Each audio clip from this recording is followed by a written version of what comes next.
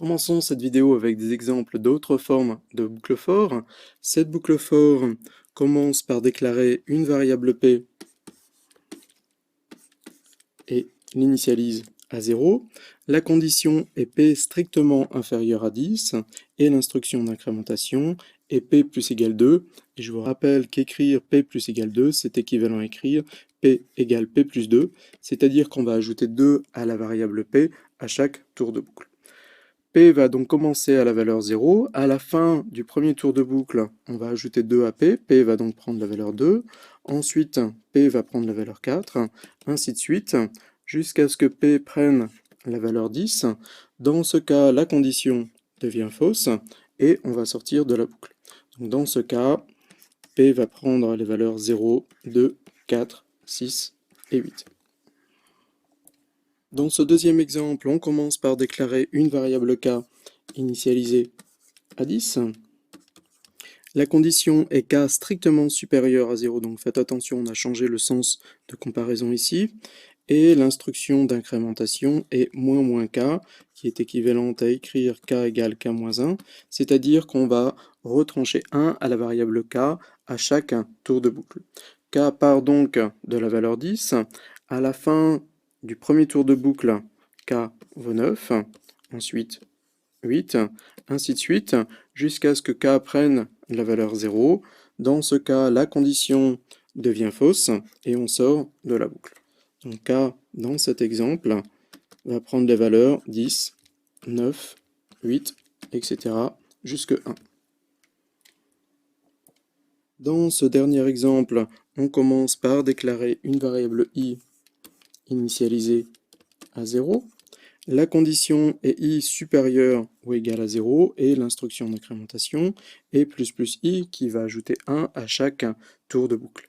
I commence donc à la valeur 0, ensuite i va prendre la valeur 1, la condition va être vraie, ensuite i va donc prendre la valeur 2, la condition va être toujours vraie, et en fait, dans ce cas, la condition sera toujours vraie, du moins dans le principe, et on ne va jamais sortir de la boucle. Alors pourquoi du moins dans le principe? Pour des raisons techniques que je ne vais pas détailler, ce n'est pas complètement vrai, mais on va tout de même répéter la boucle un très grand nombre de fois. Une boucle for peut donc ne pas s'arrêter si la condition est toujours vraie. Alors plusieurs causes sont possibles. Comme dans l'exemple précédent, peut-être qu'on s'est trompé sur la condition, comme ici. Alors encore une fois, ce n'est pas complètement vrai. Dans un tel cas, on va tout de même sortir de la boucle, pour des raisons techniques qu'on ne va pas détailler ici, mais après un très grand nombre d'itérations. Une deuxième erreur possible est de se tromper sur l'incrémentation. Par exemple, ici, ma condition est sur la variable i, et je me suis trompé, j'incrémente la variable j. Comme i est initialisé à 0, cette condition va toujours être vraie, et on ne va jamais sortir de la boucle. Passons maintenant à quelques erreurs commises fréquemment par les débutants. Notez tout d'abord qu'il n'y a pas de point-virgule à la fin de la ligne qui commence par le mot-clé for, c'est-à-dire qu'il n'y a pas de point-virgule ici. Mais il se trouve que le compilateur va accepter votre programme si vous mettez tout de même un point-virgule, mais votre programme va se comporter de façon un peu surprenante. Plus exactement, avec le point-virgule, ce code va n'afficher qu'une seule fois le mot bonjour. Alors pourquoi? C'est parce qu'en fait, le point-virgule que j'ai mis ici va être considéré comme l'instruction vide, une instruction qui ne fait rien, et ce code va être interprété de la façon suivante, c'est-à-dire que seul le point-virgule se trouve à l'intérieur de la boucle. Cette boucle va donc répéter 10 fois l'instruction vide, c'est-à-dire ne rien faire. L'instruction d'affichage qui est ici se trouve en fait à l'extérieur de la boucle et va donc n'être exécutée qu'une seule fois. Et donc ce code affiche une seule fois le mot bonjour. Il faut également faire attention aux accolades. Par exemple, ce code-ci va produire cet affichage, c'est-à-dire que cette instruction va être répétée 5 fois, mais cette instruction va n'être exécutée qu'une seule fois. Alors pourquoi? Parce que ce code va être interprété de la façon suivante, c'est-à-dire que cette instruction est à l'intérieur de la boucle, mais celle-ci est en dehors de la boucle. Attention donc, l'indentation, c'est-à-dire le fait de déplacer ces deux lignes sur la droite ici, ne suffisent pas à faire que les deux instructions soient dans la boucle. Si je veux mettre les deux instructions dans la boucle, il me faut mettre une accolade ouvrante avant la première instruction, une accolade fermante après la dernière instruction, et dans ce cas-là, j'obtiendrai l'affichage i égale 0, bonjour, i égale 1, bonjour, etc. Évitez également de modifier la valeur de la variable qui permet de contrôler le nombre de tours de boucle à l'intérieur du corps de la boucle, c'est-à-dire éviter de faire comme dans cet exemple, où j'ai commencé par déclarer une variable i, et l'initialiser à 0, que j'utilise dans la condition et dans l'instruction d'incrémentation, et que je modifie également cette variable i à l'intérieur du corps de la boucle. Alors pourquoi il faut éviter de faire ce genre de choses? C'est parce que premièrement, ça ne fera sans doute pas ce que vous voulez. N'oubliez pas que la boucle for avec l'instruction d'incrémentation va de son côté modifier la valeur de la variable i. Et deuxièmement, ça va être difficile pour un relecteur humain de comprendre ce que fait le programme, puisqu'il ne va pas forcément s'attendre à ce que la variable définie, déclarée dans la boucle for, soit modifiée dans le corps de la boucle. Passons maintenant à un exemple qui est très représentatif de problèmes qu'on peut rencontrer avec des boucles for. Cet exemple consiste à écrire un programme qui demande 4 notes à l'utilisateur et affiche la moyenne de ces 4 notes.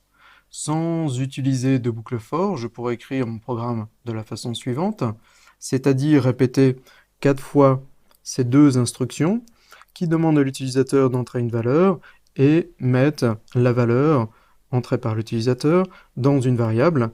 Ma première variable s'appelle note 1, ensuite j'ai note 2, 3 et 4. Arrivé à ce stade du programme, les variables note 1, 2, 3 et 4 contiennent les 4 valeurs entrées par l'utilisateur. Je peux calculer leur somme, mettre le résultat dans une variable que j'ai appelée somme, et il ne me reste plus qu'à diviser somme par 4 pour obtenir la moyenne. Maintenant, le fait que j'ai dû utiliser 4 variables différentes pour chacune des 4 notes m'empêche d'introduire directement une boucle for. Je vais donc commencer par réécrire ce code en n'utilisant qu'une seule variable pour l'ensemble des 4 notes. Donc ce nouveau code va s'écrire de la façon suivante. J'ai ici toujours ma variable somme.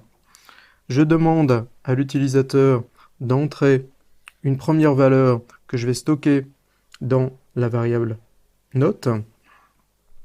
J'ai maintenant ensuite cette affectation, somme égale somme plus note, que je vais détailler dans un instant, et je vais répéter cette fois-ci toujours ce code en utilisant à chaque fois la même variable note pour stocker la valeur entrée par l'utilisateur.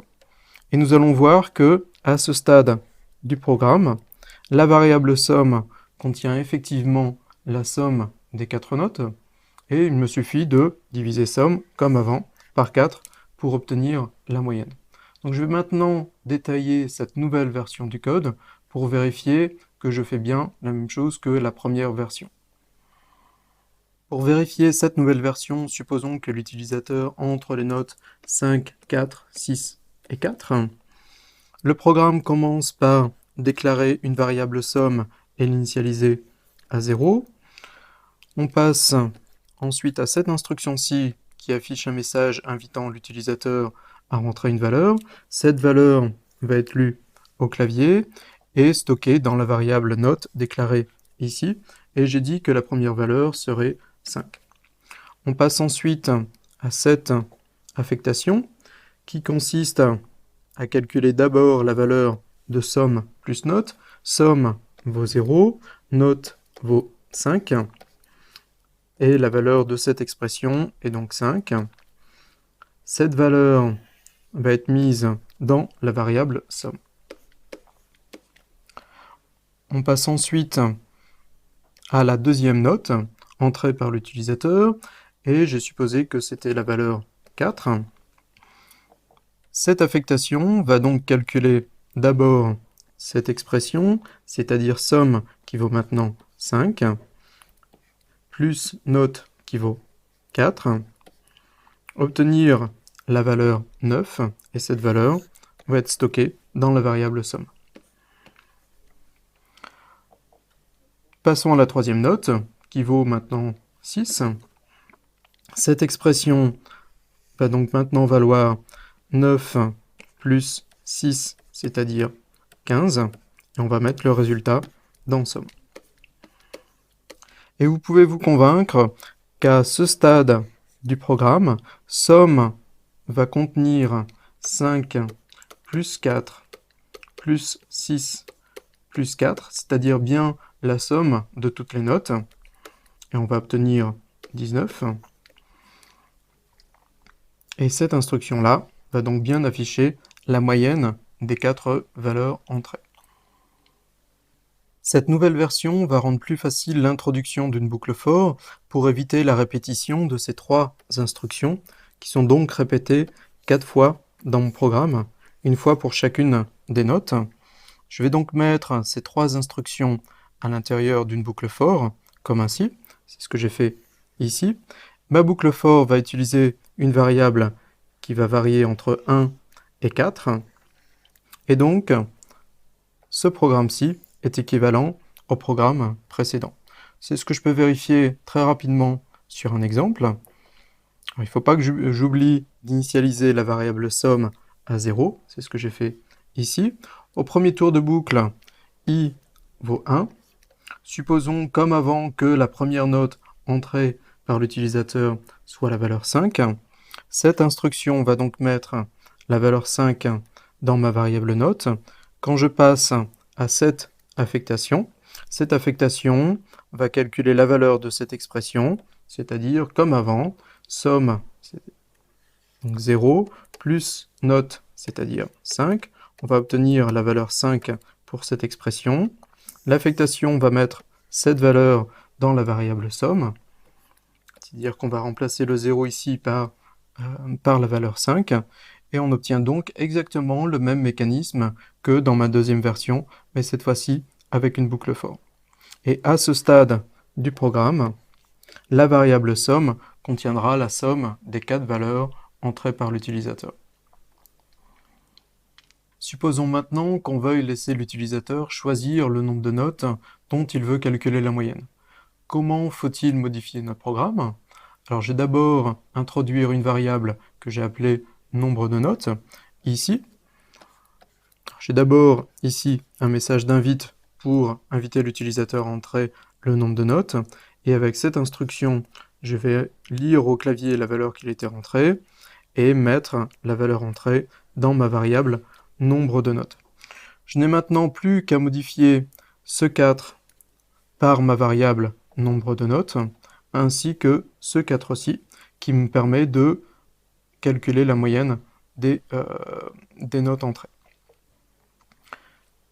Voilà, c'était assez facile. J'ai maintenant un programme plus générique qui va fonctionner pour n'importe quel nombre de notes, sauf que je viens d'introduire un bug. Alors, où est ce bug à votre avis? Le bug va survenir quand l'utilisateur entre la valeur 0 pour le nombre de notes. Donc si je ne fais pas attention, ici, je vais diviser par 0. Alors pour éviter ça, il y a plusieurs solutions. Une solution possible, c'est de tester, avant de faire le calcul de la moyenne, si nombre de notes est égal à 0 ou pas. Alors je peux modifier mon programme de cette façon-ci, c'est-à-dire que j'ai ajouté un branchement conditionnel qui va tester si nombre de notes est positif strictement, c'est-à-dire qui n'est pas égal à 0. Dans ce cas-là, je vais faire le calcul comme précédemment, et puis je n'ai plus qu'à fermer l'accolade ici. Et donc, si nombre de notes est égal à 0, je ne vais pas exécuter cette division. Terminons par ce qu'on appelle les boucles imbriquées. Alors pour cela, je vais revenir sur l'exemple de la table de multiplication par 5 qui utilisait cette boucle for pour afficher la table de 5. Et je vais supposer maintenant que je veuille afficher toutes les tables de multiplication de 2 jusqu'à 10. Eh bien, il me suffit de mettre ce code à l'intérieur d'une autre boucle for et de le modifier légèrement pour obtenir l'ensemble des tables de 2 jusqu'à 10. Alors je vais commencer par mettre ce code tout simplement dans une boucle for. C'est ce que j'ai fait ici. Ici, j'ai recopié le code précédent, donc celui qui m'affiche la table de multiplication par 5, que j'ai mis dans une autre boucle for ici, qui va faire varier une variable j de 2 jusqu'à 10. Donc j va prendre 9 valeurs de 2 à 10. Donc l'ensemble de ce code va m'afficher 9 fois la table de multiplication par 5. Comme maintenant je veux plutôt toutes les tables de 2 jusqu'à 10, j'ai qu'à modifier ce 5-ci pour afficher plutôt la valeur de la variable j, puisque j varie de 2 à 10, et je vais aussi modifier ce 5 surtout pour utiliser la variable j dans cette expression. Je vais donc obtenir ce code-ci, où j'ai maintenant j ici, ainsi que j dans cette expression, et je dis maintenant que l'ensemble de ce code m'affiche les tables de 2 à 10. C'est ce que nous allons vérifier maintenant en détaillant ce code pas à pas. On commence donc avec une première boucle for qui déclare une variable j et qui l'initialise à 2. La condition est j inférieur ou égal à 10 et l'instruction d'incrémentation est plus j. Donc j va prendre les valeurs 2, 3 jusqu'à 10 et pour l'instant j va être initialisé à 2. On entre maintenant dans cette boucle for qui commence par cette nouvelle instruction que j'ai ajoutée pour afficher le nom de la table qu'on va afficher, c'est-à-dire que je vais afficher table de multiplication par, ensuite la valeur de j, ensuite 2 points. Comme j vaut 2, je vais simplement afficher 2 pour l'instant. On entre maintenant dans cette boucle for qui utilise une variable i, qui l'initialise à 1, la condition est i inférieur ou égal à 10, l'instruction d'incrémentation est plus i va donc prendre les valeurs 1, 2 jusqu'à 10. Et pour l'instant, i contient la valeur 1. On entre donc dans cette boucle for, c'est-à-dire qu'on va exécuter cette instruction d'affichage qui affiche la valeur de j, c'est-à-dire 2. Ensuite, multiplié par la valeur de i, c'est-à-dire pour l'instant 1, ensuite vaut, ensuite la valeur de cette expression qui est 2 fois 1, c'est-à-dire 2. C'est la seule instruction qui est dans la boucle for i. On va donc revenir ici pour exécuter l'instruction d'incrémentation. I va prendre maintenant la valeur 2. La condition est toujours vraie, donc on entre une nouvelle fois dans la boucle for i, c'est-à-dire qu'on va exécuter cette instruction, cette fois-ci avec i qui vaut 2. J vaut toujours 2. On obtient l'affichage multiplié par. On affiche la valeur de i qui vaut donc 2 maintenant. On affiche vaut et la valeur de cette expression qui vaut maintenant 2 fois 2, c'est-à-dire 4. Et ainsi de suite, jusqu'à ce que i prenne la valeur 10. On va exécuter l'instruction d'incrémentation plus i, qui va faire que i prenne la valeur 11. La condition va devenir fausse, donc on va sortir de cette boucle, c'est-à-dire arriver ici. On arrive maintenant à la fin de la boucle for j. On revient donc maintenant ici. Pour exécuter l'instruction d'incrémentation plus plus j, qui va donner la valeur 3 à j, puisque j vaut 2, la condition est toujours vraie, et on entre une nouvelle fois dans la boucle for j, c'est-à-dire qu'on recommence par exécuter le corps de la boucle for j. On affiche ce message-ci, avec cette fois-ci j qui vaut 3, et on rentre une nouvelle fois dans cette boucle for, et on recommence avec i qui vaut 1. L'instruction à l'intérieur du corps de la boucle for i va être exécutée, cette fois-ci avec j qui vaut 3. On va obtenir l'affichage multiplié par i vaut 1 de nouveau.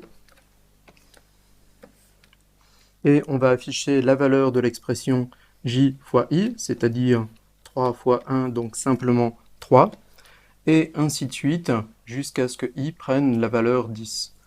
On va donc, pour chaque nouvelle valeur de j, dérouler complètement la boucle la plus interne, c'est-à-dire la boucle for i. I va varier de 1 à 10 pour afficher l'ensemble de la table de multiplication pour la valeur courante de j, jusqu'à ce que j prenne la valeur 10.